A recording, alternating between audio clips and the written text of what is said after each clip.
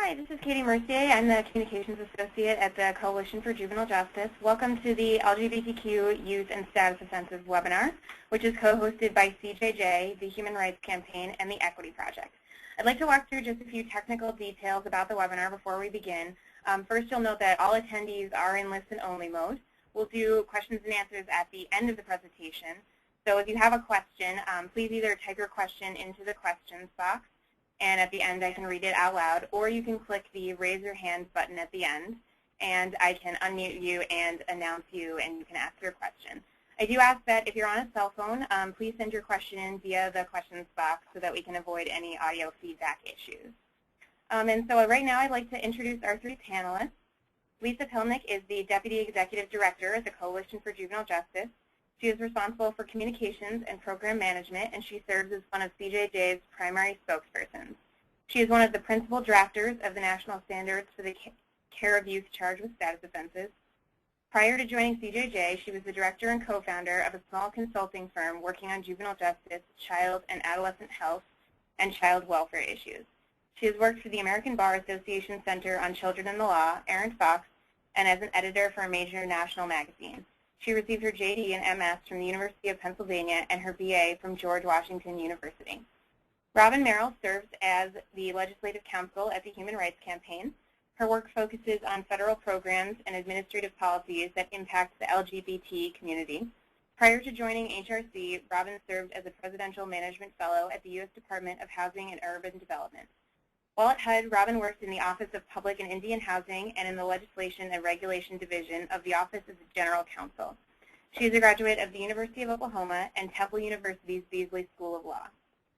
And finally, Christina Gilbert is the Director of the Equity Project, a collaborative initiative of the National Juvenile Defender Center, Legal Services for Children, and the National Center for Lesbian Rights. The Equity Project works to enhance policies and practices related to sexual orientation, gender identity, and gender expression, and ensure fair, equitable, and dignified treatment of LGBT youth in delinquency courts. She holds a JD from Northeastern University School of Law and a BA in Social Thought and Political Economy from the University of Massachusetts Amherst. And now I would like to turn the presentation over to Lisa Pilnick, who will get us started. Thanks, Katie, and thanks everyone for joining us for this very important webinar. We really appreciate the interest that everyone has shown in this topic. I'm going to just give a very brief few words about status offenses generally, and then turn it over to Robin, but I will be on the webinar again a little bit later to talk about some recommendations specific to LGBTQ youth. But just for those who aren't really familiar, a status offense is what we call an act that somebody might commit or a behavior that they might exhibit that wouldn't be basically an issue, wouldn't be illegal if they were an adult, but because they're a minor, they can become court involved and even end up in secure detention because of it. So some of the really common examples that we often talk about for status offenses are truancy, running away, or being ungovernable, which basically is defined differently by states, but means that you're beyond the reasonable control of your parents. So over 100,000 youth are petitioned in status offense cases each year. And the Juvenile Justice and Delinquency Prevention Act actually says that you can't lock up status offenders in secure confinement apart from in very limited circumstances. But one of the circumstances or exceptions is if a judge issues what's called a valid court order. And over 8,000 youth each year are securely detained because of these valid court orders.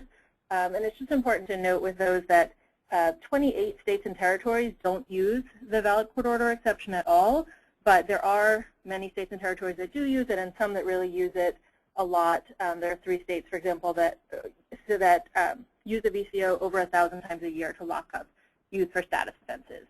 Katie, if you could bring up the next slide, please. And just one thing that we like to always say and think about when we talk about this term status offenders is that we use that term because it's common language. It sort of helps you know what we're talking about. But these these youth, we don't like to think of them as offenders because, at one end of the spectrum, they're just youth who are committing very normal adolescent behaviors, skipping school, leaving their parents' home without permission is something that lots and lots of teenagers do. It's not necessarily something that is symptomatic of even really a major issue. At the other end of the spectrum, however, many youth who exhibit these behaviors, who run away from home frequently, who are just never going to school because they are afraid of what is going on at school or have other issues, a lot of these youth are really showing that there's chaos or challenges in their lives that they need a lot of help to overcome. So a lot of times these are families and youth who need services, but there's always a question of, is the court system, the juvenile justice system, the right person or entity to provide those services? And then next slide, and I'm going to turn it over to Robin. Great, thank you so much. I think that one of the best places to start with a webinar like this is to just start with some basic defining terms so that we're all on the same page. So first, when we say LGBTQ, what we're referring to is folks that are lesbian, gay, bisexual, transgender, and then queer or questioning. It depends who you talk to, but the Q usually is queer or questioning. Now, SOGI is a relatively sort of new term that's come up, and that's sexual orientation and gender identity. And also, lesbian, gay, and bisexual, they're all sexual orientation. They're classifications based on the gender or genders of the people that someone is physically, romantically, and or emotionally attracted to. And I think something very important to remember when you're working with the LGBT community generally, and especially youth, is that you cannot always determine a person's sexual orientation by looking at them. I think that stereotypes come into play, and we have sort of preconceived notions of who a person is and what they might be. But it's important to really note that lesbian, gay, and bisexual people look, dress, and behave in all different ways, and reflects the true diversity of the LGBT community and the nation's community as a whole. So next slide. And transgender is often used as an umbrella term to describe a wide range of identities and experiences related to gender. It is used to refer to many different people, including transsexual people, cross-dressers, androgynous people, and other people whose appearance or characteristics are perceived to be gender atypical. Gender identity is someone's internal feelings of being male or female, or sometimes something in between. So next slide. So with that sort of background, sort of laying the groundwork for you, so why are LGBT youth particularly vulnerable to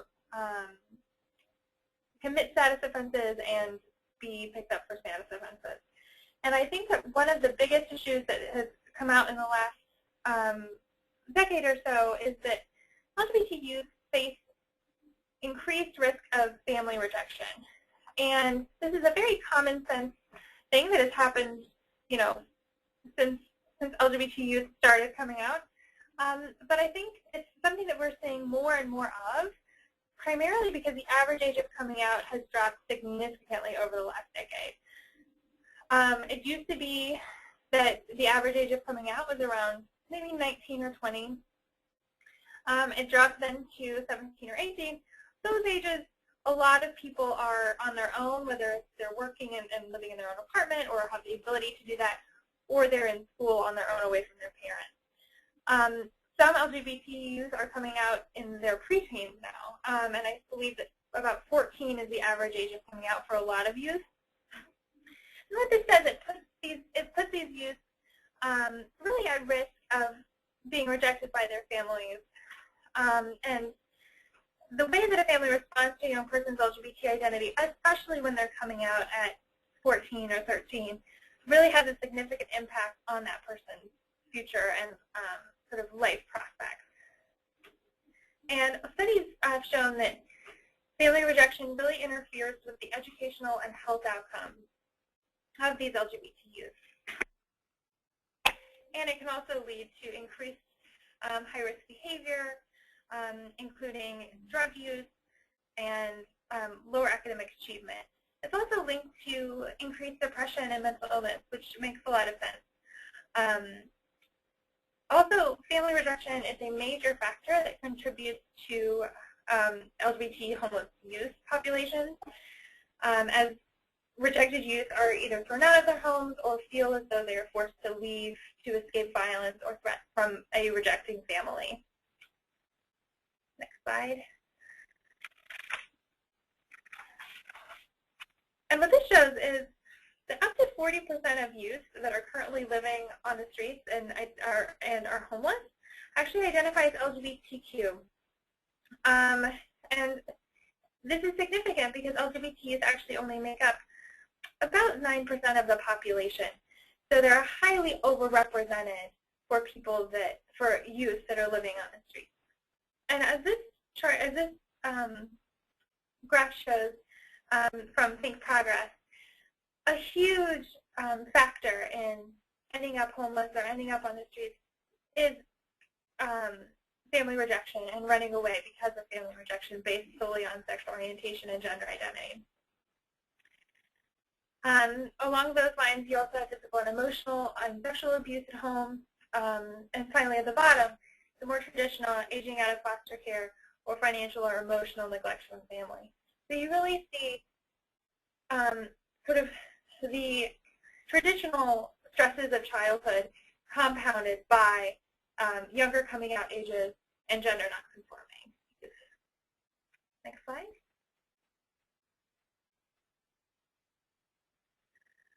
So it's important, I think, to understand that a lot of LGBT youth that are coming from a rejecting home, and a rejecting home also can just mean that a parent is not accepting. I think that in a lot of, in your mind, you might think rejecting home means that you are forced to run away and flee violence. But actually what we've seen is that any level of rejection, you know, whether it's restricting access to different friend groups or, you know, LGBT positive youth groups, or just even not talking about it and sending someone to counseling to try to change their sexual orientation, all of those things might not on its face seem like rejecting behavior, but are perceived by the youth as rejecting and lead to really the same myriad of issues. So it's important to know that even if the youth is still at home, when they go to school, they are going from sometimes one harassing or non-supportive environment into another one very often. And we know that LGBT youth are more than twice as likely as non-LGBT youth to say that they've been verbally harassed and called names at school. And a huge portion, 92% of youth, hear negative messages about LGBT people through school, either by peers or sometimes by school administrators. And here it's really also important to note that LGBT youth reports a significant distrust of school administrators, and they don't believe that school officials do enough to foster a safe and welcoming school environment.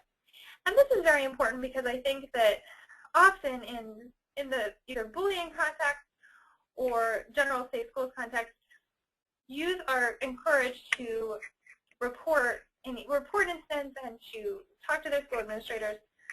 And what we see here is that that just doesn't feel like an option to a lot of youth, and especially if youth are hearing negative comments from school administrators, they're just unlikely to feel like it makes sense to seek out and report an incident to that school administrator. Next slide. And I know that this will also come up later in the webinar, but I want to bring up the impact of zero tolerance policies in LGBT youth in schools. As a rule, studies have shown that LGBT youth often receive much harsher discipline for the same activities than their straight peers receive. In fact, LGBT youth are up to 3 times more likely to experience harsh disciplinary treatment by school administrators than their non-LGBT counterparts. Often normal teenage behavior by LGBT students, you know, whether that's expressing themselves through maybe something that is not quite in line with the dress code, or just other normal teenage behavior is seen as much more deviant than with a straight student. So punishment for non-violent behavior, including truancy, absenteeism, and dress code violations, really disproportionately impact LGBT students, especially when those students are dealing with harassment or rejection at home. And because of that, suspension and expulsion can result in many more LGBT youth ending up on the street and more likely to engage in criminal behavior because they don't have a positive place to be. And next slide.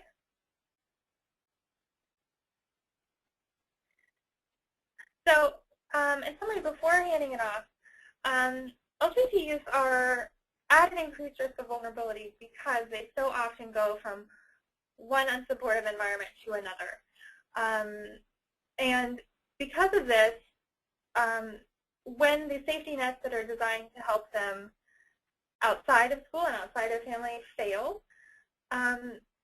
they're just more likely to end up either on the street as homeless or actually at an increased risk for arrest for being the victim of sexual exploitation, drug use, and loitering.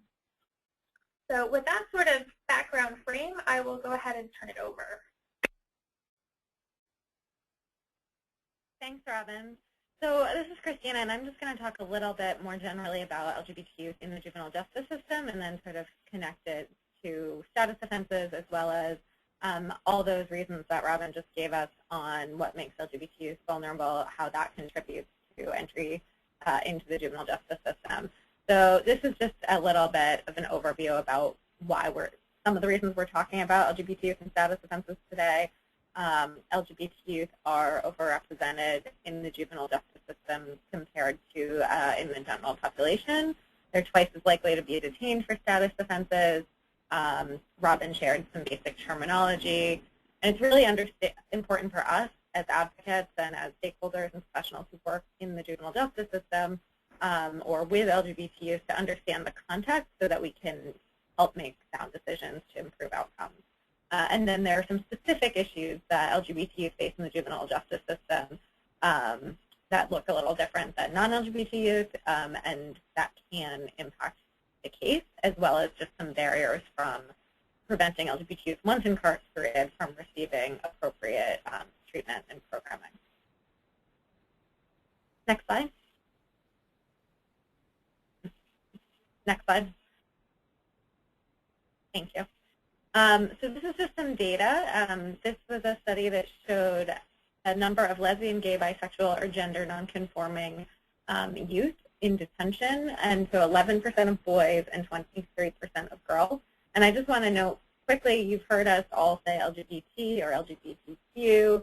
Sometimes we might say LGB, and some of that is based on what the research says. So in this study, was about lesbian, gay, bisexual, and gender nonconforming. So that's why I'm not talking about transgender youth here. But often we expect that the numbers of, anecdotally at least, we expect the numbers of transgender youth to be even higher. So these numbers may not seem huge when we're talking about everyone in the juvenile justice system, but I think Robin gave the number of approximately 9% of youth in the general population identify as LGBT. We see in different research anywhere usually between about 5 to 10%. So compared to those numbers, these numbers are pretty striking and show that they are overrepresented in juvenile detention. Next slide, please. So these are some of the factors, entry factors for LGBT youth leading to juvenile justice involvement. And I'm just going to briefly mention either of them because some of them are connected to what Robin was talking about.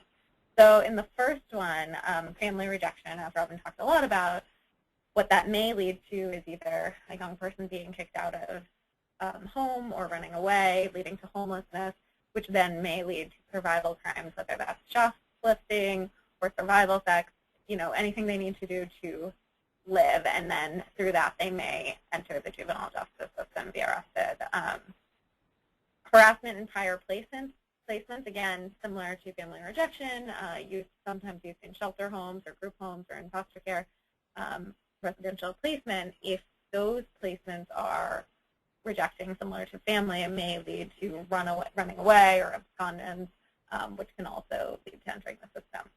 Harassment in schools, again, kids who are getting bullied in school may skip school and then be picked up for truancy, Or the other thing we see happening in schools is LGBT youth who are getting bullied then fight back, and sometimes being charged with assault, and they sometimes, depending on bias in the system, may be the only one charged in that instance. Isolation, low self-esteem, depression, this might happen in particular for LGBT youth in families or settings where they're being rejected, and we've seen an increased use of substances for LGBT youth. And then just a general sense of homophobia and a lack of understanding to where, you know, maybe the charges weren't appropriate in a school setting, or even if so, there are just no alternative programs that are competent to serve youth. Next slide.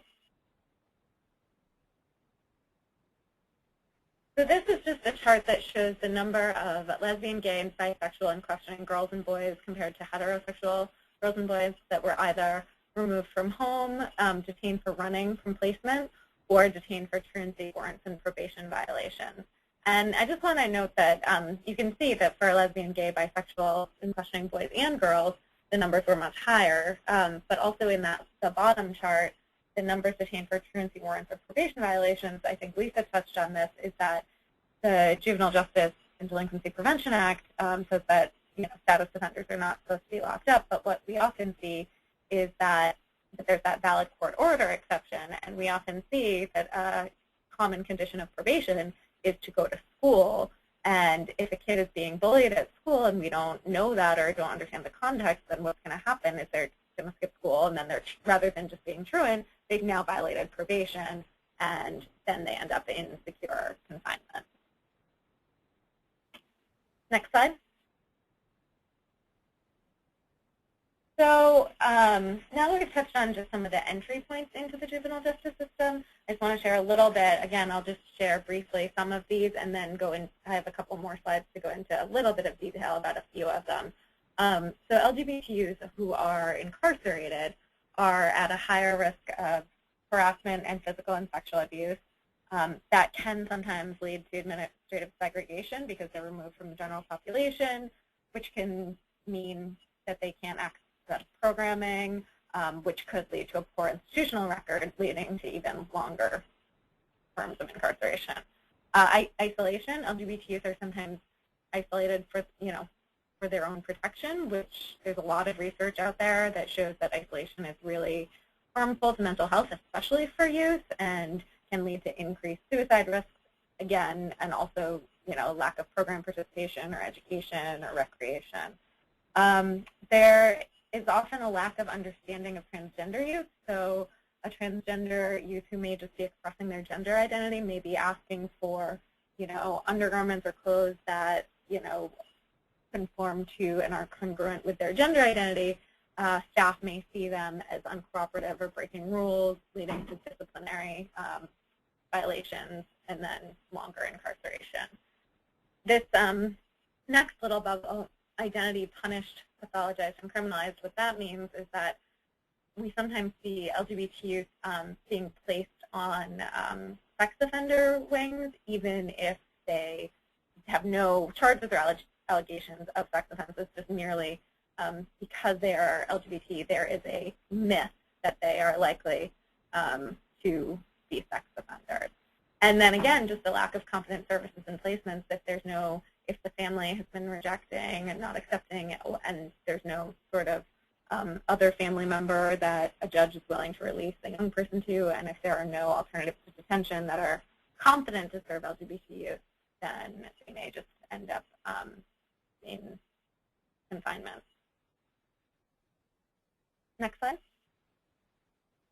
So these slides, just a few of them, go into a little detail about some of those things I just mentioned. So one in particular is about sexual victimization, and this is a Department of Justice, the Bureau of Justice, found that over 10% of lesbian, gay, and bisexual youth reported sexual victimization by another youth compared to 1.5% of heterosexual youth. So almost 10 times as likely to experience sexual victimization by youth. PREA, the Prison Rape Elimination Act, their juvenile facility standards do have some provisions around protecting LGBT youth, and so this is starting to be addressed, that there's a recognition that LGBT youth are at much higher rates of victimization. Next slide. And then again, just I think I really wanted to point out that, you know, putting LGBT youth in isolation, quote unquote, for their protection really is just punishing someone for their identity rather than addressing the behavior that was happening by someone, other youth or other staff. It's punishing the LGBT youth merely for their identity rather than any behavior issues, and can increase mental health risks and lack of education, lack of programming. Next slide. Again, LGBT youth are sometimes improperly classified as sex offenders, even when there are no charges. We also have seen LGBT youth sometimes age of consent laws are unevenly applied to same-sex relationships. So even if there is a law that says, you know, in order to consent to sex, you have to be at least, you know, if it's 16, say a 16-year-old boy with a 15-year-old girl, then, you know, they may not get charged, whereas 2 boys or 2 girls may be more likely to get charged.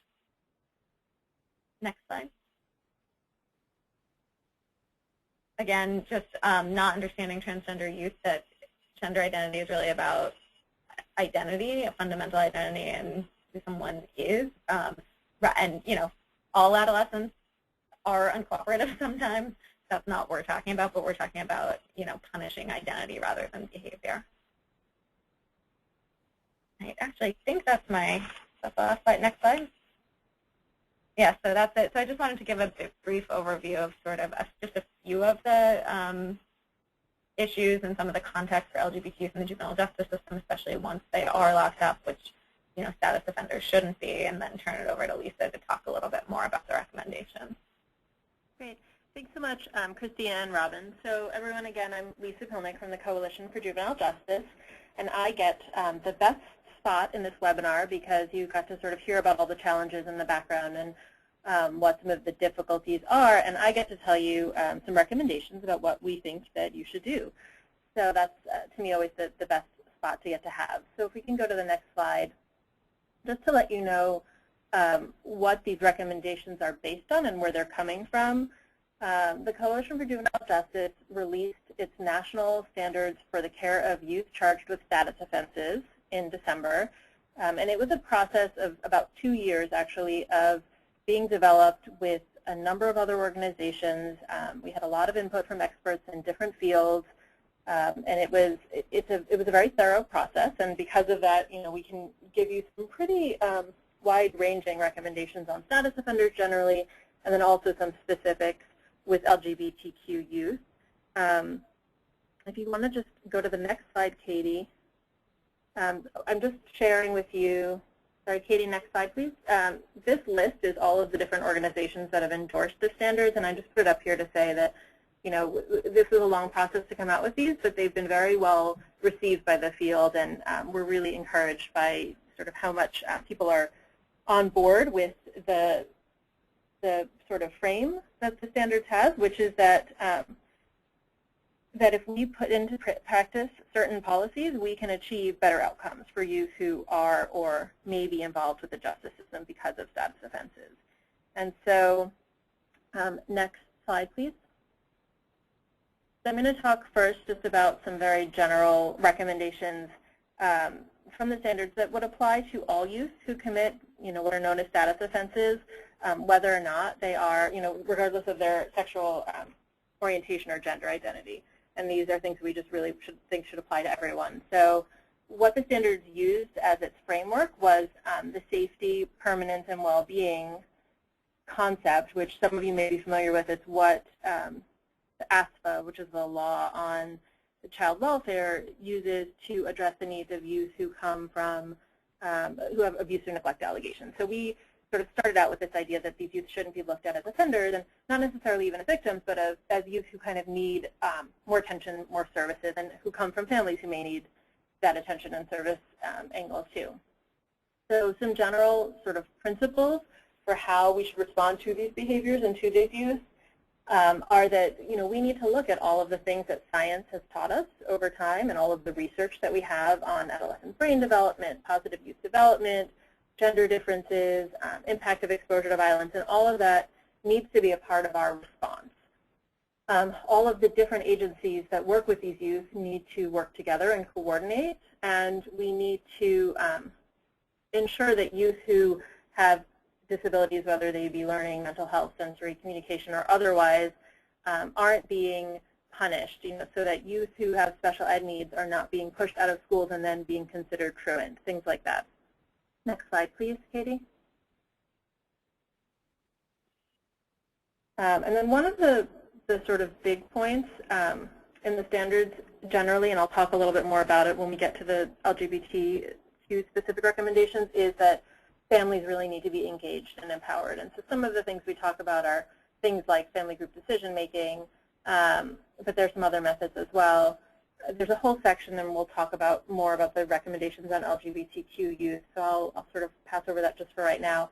But the other sort of issues that we talk about are disproportionate minority contact, youth who are not native English speakers and them getting the services that they need, and then use of mediation and alternative dispute resolution. Next slide, please.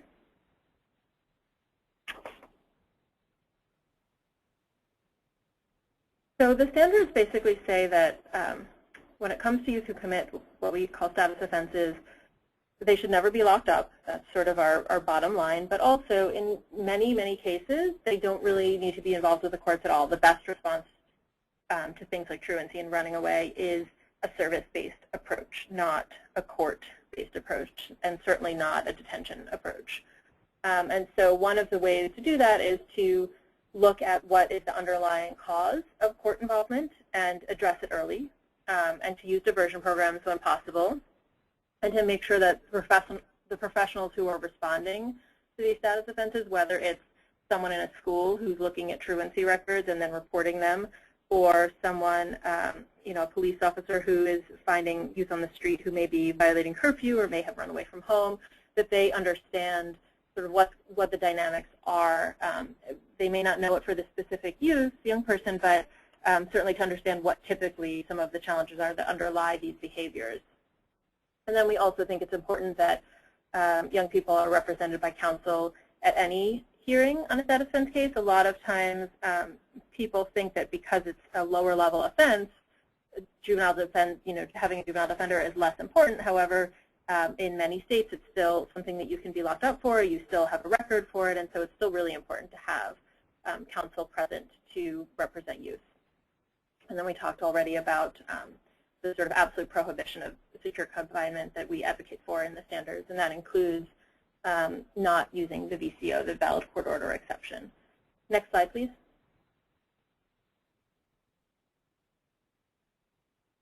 So I'm actually going to read you this 2 lines from the standards, just because this is sort of the black letter that was decided on, and I think it's sort of important enough that it's actually worth reading. But it just says that judicial, legal, law enforcement, justice, social service, and school professionals should ensure that lesbian, gay, bisexual, transgender, or questioning youth who are charged with status offenses receive fair treatment, equal access to services, and respect and sensitivity from all professionals and other youth in court, agency, service, and school placement. Next slide, please. So there's a lot in there, so I'm going to try to unpack it a little bit for you and talk about some of the elements. But generally, one of the sort of concepts there, and I'm going to go a little bit out of order with the slides, is that everybody in the system who touches these youth, who works with them, has an obligation to treat them fairly and equally. So that involves everything from a school resource officer to a judge to a service provider. That it's really on all of us who work with these youth and who set policy that affects these youth. We talk a lot about the family-focused support interventions, and that's a little bit of a shift that's going on, I think, in the field right now. So it used to be that when we recognized that a lot of times youth may be being pushed out of their homes or persecuted in their homes because of their sexual orientation or gender identity, the idea was, well, what we should do is take these kids out of their homes and put them with families who will be more accepting. However, there's new research that actually shows that families who were not initially accepting of youth who are lesbian, bisexual, gay, transgender, or questioning can become accepting as long as they sort of, there's certain interventions that the family can receive, information and education that they can get that actually helps them to accept their family members. And the research has shown that even small improvements in this type of acceptance has really good outcomes for youth in terms of their health, their mental health, and so on. And so we've sort of realized that actually we shouldn't just pull these kids out. We should be working with their families. And I think that was known all along, but I think that some of the more recent research that came out has really shown us that it is very possible to make families more accepting and how much of an impact that has on youth. And so because of that, I think it's really important that anyone who's working with youth who've run away from home or truant and are, showing some of these behaviors, that the family is a central part of whatever intervention or services you're offering for them. It's also really important that these youth be able to have mentors and role models, and that those relationships are nurtured and supported and seen as a positive thing. And then all of the services, I think Christina mentioned that sometimes youth won't receive appropriate services, so it's really important that not only they get those same services, whether they be social or recreational or whatever, but also that the services are given in a way that confidentiality is respected. And then if we can go on to the next slide. My apologies, I will. No, that's okay. I can just talk about it. It's fine. So I think that one of the biggest, and so those tips that I just gave are a little bit more of the front end. How do you help youth avoid court involvement in the first place for status offenses? So youth who have strong family relationships, even if the problem is at school, if their family can support them, it's maybe less likely that they would have a truancy issue. The mentors and role models, if the problem is at home, having someone outside of the home who they can sort of go to for support is also a really helpful thing, and so on. And so those are all the sort of how do we keep them out of the system in the first place. But the next slide, which we're talking about now, is sort of, okay, once the youth has run away or been truant or been found to be ungovernable, once they're involved with the courts, what can we do then? What's the right response? And so I think the biggest thing there is to look at what's going on with the youth in their family, in their personal life, with their friends, in their community, in their school. Like, why is this happening? And I think that's a very individual question. And so Christina and Robin and I all shared with you some examples of things like, oh, maybe there could be persecution, maybe there could be bullying, but it's really going to depend on the circumstance for each individual young person. And so it's, having a conversation at that level about what's going on with them.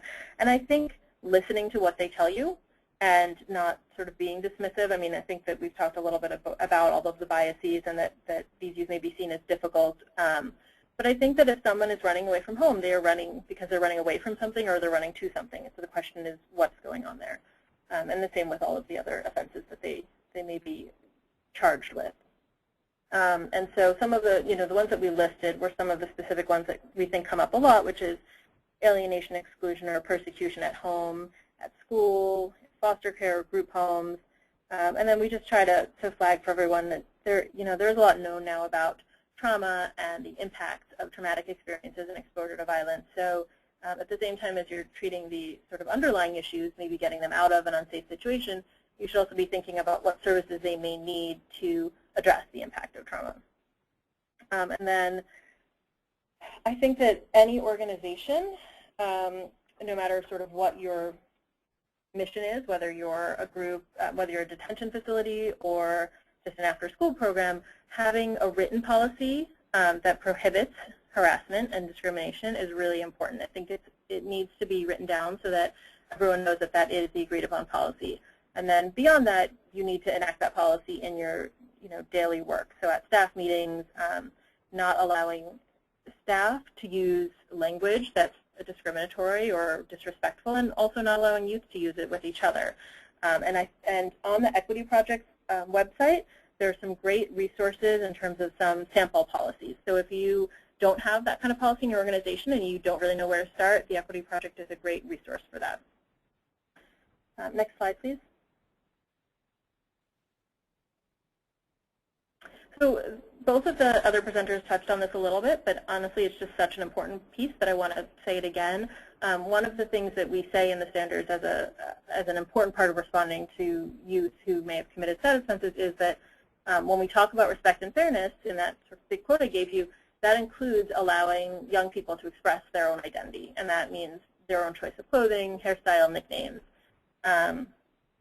And everybody, you know, whether it's a parent in the home or a teacher or principal in a school or someone who's offering a service in a community, or, you know, hopefully these youth are not in residential placements or detention facilities, but if they are, there's an obligation for everyone to have a safe and affirming setting. And so that may mean things like we talked about before about having a policy in place, having very clear guidelines that disrespectful language and physical or verbal intimidation is just not going to be tolerated, and also just having sort of visual cues up that show that this is a safe space. And a lot of the things, again, are covered in some of the examples on the Equity Project's website. And again, we just, you know, it's part of the policy that we put forth in the standards that isolation should never be used as a method of protection because that's really just punishing youth for who they are. And then finally, I said this before, but I'll just say it again as sort of my concluding note, which is that whether you're a judge, whether you are a juvenile justice agency professional, whether you work at a detention center, no matter sort of where you are in this spectrum, if you work with youth or if you set policy for organizations that work with youth, everyone has a role to play in taking care of this. This isn't someone else's responsibility, it's all of ours. And that is my last slide, but on the next, Katie, if you can just forward, you have contact information for myself, for Christina, and for Robin. And then on the slide following that, there's also a list of resources. So most of the statistics that we quoted early on are from the first, second, and third citations up here. And then some additional information on the standards is here for you. And then that picture is of a two-pager that the three organizations who hosted this webinar put out together, and you'll see a lot of the information we talked about there. So if we talked too quickly, you didn't get everything. In addition to the slides, that two-pager is a good place to look, and it has some additional information and examples as well. So I think this is probably a record, but we've actually left plenty of time for questions. So I'm going to turn it over to Katie to share some of the questions with us, and then we can each answer them. First, thank you, Lisa. I'd like to echo Lisa and thank all three of our presenters for doing a really great job. Like I said before, you can type your questions into the questions box. If you're on a landline and you feel confident in your audio abilities, you can also click the raise your hand button, and I can announce you and unmute you. So I will give everyone about 30 seconds or so to get started typing in those questions. And while we're waiting, I do want to thank everyone again for being part of this webinar. We had a really great response, and so I'm very excited that so many people are interested in learning about this topic. And I want to thank Robin and Christina for and their organizations for partnering with CJJ in this webinar. Great. So our first question is from Lance White, and I apologize in advance if I butcher any of your names. So his first question is kind of a two-parter. He asked first, where does the data come from, both the location and how is it obtained? And he says by obtained, he means is sexual orientation asked as a routine question? So this is Christina. The answer to that is a little bit complex, too. Most of the data that we cited comes from Angela Irvine and also the Juvenile Detention Alternatives Initiative, the Annie and Casey Foundation. And it's a survey from a few years ago. It's the most recent data, and it's national, so it was done in a number of different sites. And it was anonymous, and it was youth who self-identified. It is not in most places, and I'm talking about just the juvenile justice system, it is not something that is commonly asked routinely, but that is shifting.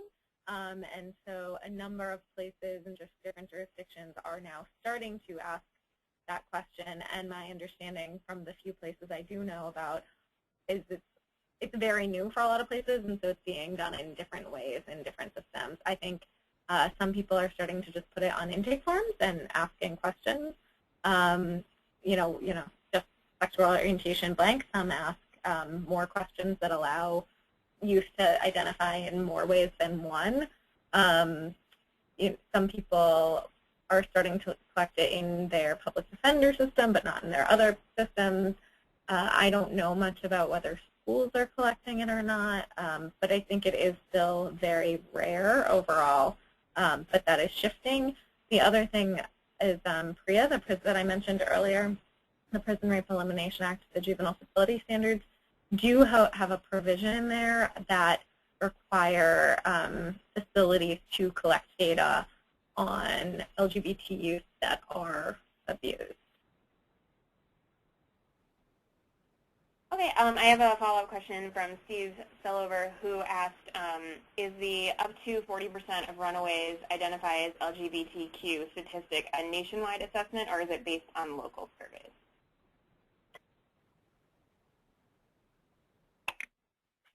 Hi, this is Robin. I believe it's a nationwide survey, and it is the top of sort of a series of surveys. I think sometimes they range between 25 and 40, 40 being the top.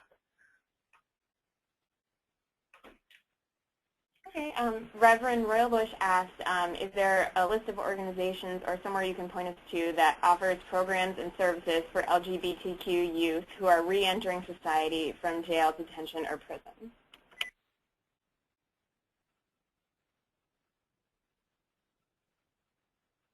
I think often it depends, programs and services, it really depends on location.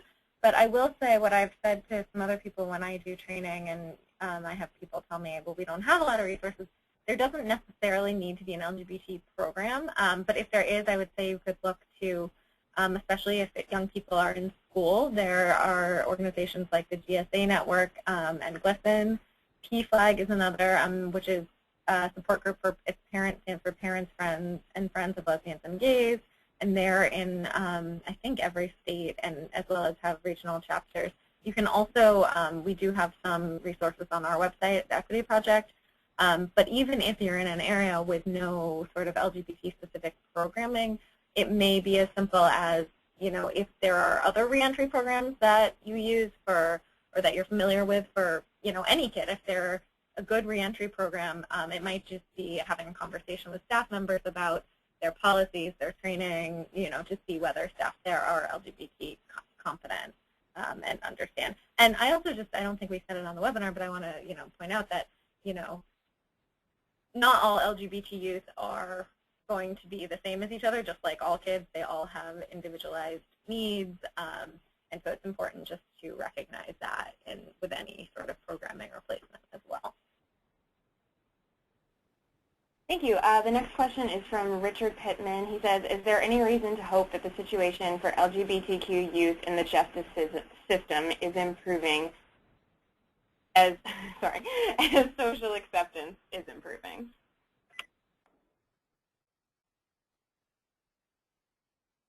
I think so. I think we don't have, I expect there to be new data coming out, and I don't know what that's going to say. So as far as the actual numbers of LGBT youth who are incarcerated, whether or not they're overrepresented, I don't know the answer to that. But I do think just at least, I think more organizations and facilities have non-discrimination policies and have training and have increased cultural competence. That is more anecdotal, but I do think in that sense it is improving.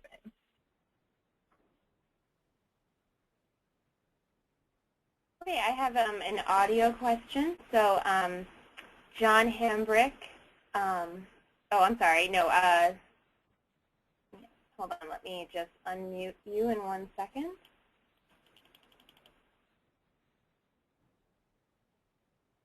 Okay, it doesn't look like I can unmute him. Okay, Robin McHalen, I'm unmuting you. You can go ahead and ask your question. Okay, well then we'll give a few more minutes for other questions to come in. Like I said, you can click the raise your hand function or type in your question.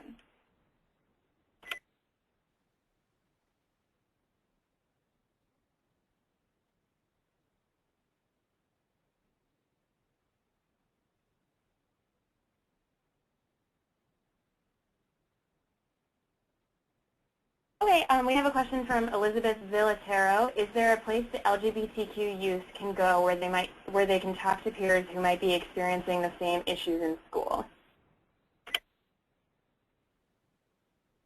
So many schools have gay-straight alliances, and so the GSA network is a good place to look to see where those schools are. You know, some youth may not feel comfortable attending a GSA meeting or things like that, and in which case, but there may be a teacher or a counselor. But the GSA networks are gay-straight alliances in schools, and it's primarily what they do. And even if they're not comfortable attending a meeting necessarily, they may want to also look at their website because there might just be information. They might be able to connect with youth and peers who outside of their school, which they may be more comfortable doing. And then also GLSEN, which is the Gay, Lesbian, Straight Education Network, which is focused on that's where a lot of the data about the LGBT youth in the school to prison pipeline came from their school climate survey.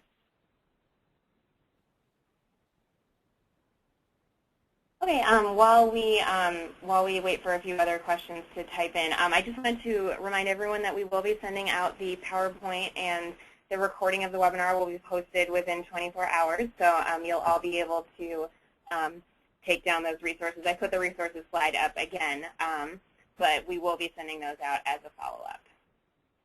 And this is Lisa. I would just also say, I know that it's possible some people are just calling in if the webinar got full and you weren't able to ask questions, but if that's the case for you, or if you just think of something after the webinar, you have all of our email addresses on that PowerPoint, so you can also reach out to us with questions after the webinar is over.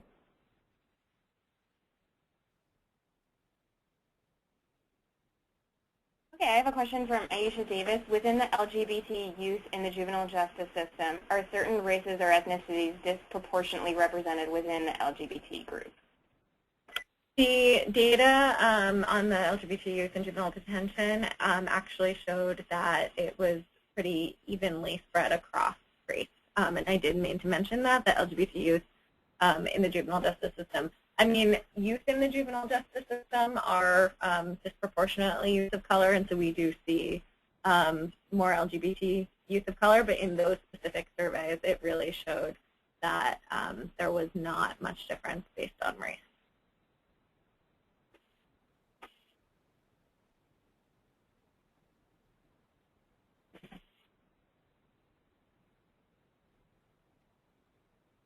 This question is from John Hanrick. He wants to know, is there sample legislation available?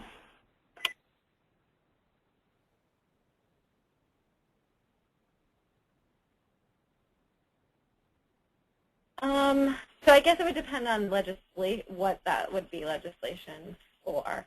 There are sample non-discrimination policies, for instance, for juvenile detention or things like that on our website, on the Equity Project website. But I guess I would need to know what legislation for. And I would also mention, this is Lisa, I didn't really go into it too much on this webinar just because of timing and topics and so on, but within the national standards, the whole last section of it talks about legislative and policy recommendations. So there's definitely some information there on status offenses generally, and a lot of that is applicable to LGBTQ youth. So you could certainly look there. But in terms of an existing model statute on LGBT youth and status offenses, as far as I know, it doesn't exist, but it's sort of something that is coming up a little bit within all of our work. So maybe sometime soon you will be able to see that.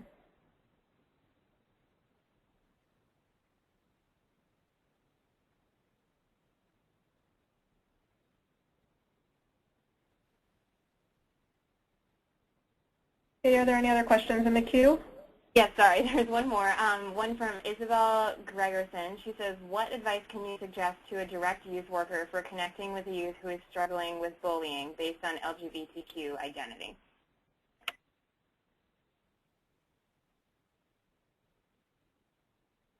I mean, I think the best advice would be to educate, for the youth worker to educate herself about resources available in the community. It sounds like she probably has general knowledge about the issues about LGBT youth and bullying. If not, to sort of educate herself about some of the issues, I would definitely look at GLSEN and the GSA network, which are specifically focused on schools, but really to find any of those other sort of LGBT support groups in the community and talk with the youth about what they think might help address it, and to see if any of those services or programs that the youth might be interested in. But I think that would be first, is to become educated. Like, it's our responsibility as the adults to educate ourselves about the resources available in our communities. And then I think the second step is probably, it depends on what setting he or she is working in, but again, like we talked about, whatever steps you can make to make the setting more affirming. If youth are in a youth program or a facility or a school where there are signs everywhere that says, this is a safe space, disrespect is not allowed, where there are rainbow flags, where there are all of these different sort of visual elements, if youth know that, if they say things that are disrespectful or verbally or physically harass a student based on gender identity or, race or any of these other things, that that's not going to be tolerated, I think that's an important culture shift. And I think that anyone working in an organization can be the initiator of that culture shift. That can go top down or bottom up. Great. It looks like we have one more question from a caller. So, Kelly Cunningham, I've unmuted you. Your question? Yes, can you hear me? Yes, we can hear you. Go ahead. Okay, what is the sample and what area did you get your statistics from that 11% of status offenders who are referred are LGBTQ?